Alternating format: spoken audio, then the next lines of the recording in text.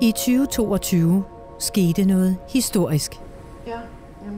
For første gang var der ikke et eneste bankrøveri i Danmark.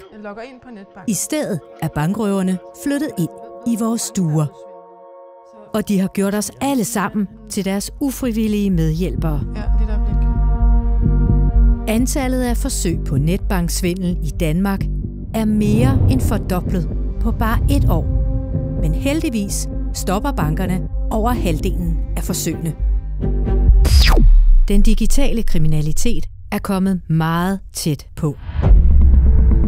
Det er et stort problem, der desværre bliver større, og metoderne mere kreative.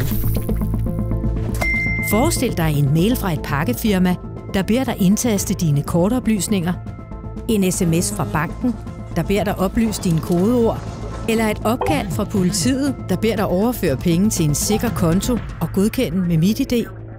Måske kender du allerede metoderne og advarslerne. Men gør din nærmeste, din nabo eller din kollega?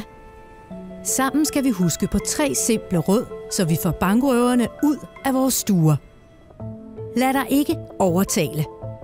Hold dine koder for dig selv. Læs grundigt og godkend med omtanke.